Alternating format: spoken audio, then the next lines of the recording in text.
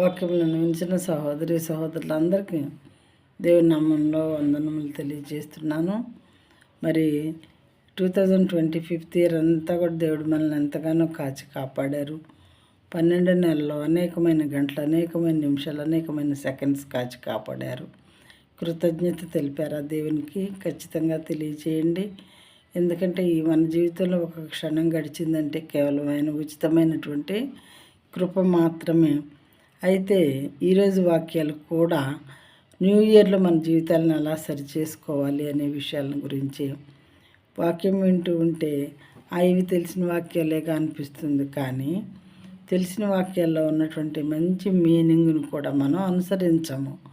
దయచేసి ఈరోజు వాక్యాలన్నీ జాగ్రత్తగా మీ హృదయంలో పెట్టుకొని న్యూ ఇయర్లో వాటిని అనుసరిస్తూ దేవునికి అతి సమీపంగా జీవిస్తారని విశ్వసించి మరి దేవుని కృతజ్ఞత తెలియజేస్తున్నాను.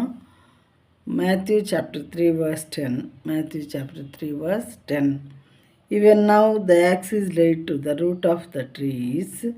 Every tree, therefore, that does not bear good fruit is cut down and thrown into the fire.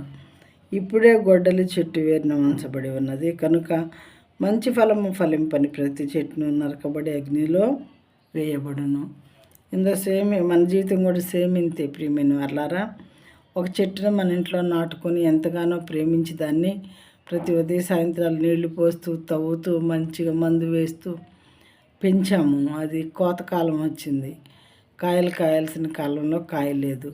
Next year కాస్తుందేమో అని చూసాము. నెక్స్ట్ ఇయర్ కాస్తుందేమో అని ఎలా ఒక 4-5 సంవత్సరాలు చూసాక దాని మీద మనకు ప్రేమ ఉంటుందా? ఉండదు. ఆటోమేటిక్గా ప్రేమ పోతుంది.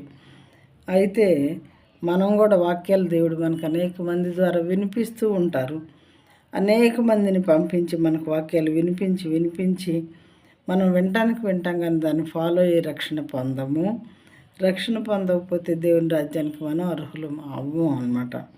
అందుకే చూసి మన విషయంలో కూడా దేవుడు మన చనిపోవటానికి మనల్ని చంపేసి అగ్నిలో వేయబట్టడానికి ఇష్టపడతారనమాట. అగ్నిలో వేయబట్టం అంటే నరక పాత్రలం అవుతాము. వాక్యాన్ని అనుసరించాలి. దేవుడు మనకి ఏ విషయాలు చెప్తున్నారో వాక్యం ద్వారా వాటిని హృదయంలో భద్రపరచుకొని అనుసరిస్తే మాత్రమే దేవుని కృపకు మనం పాత్రలం అవుతాము.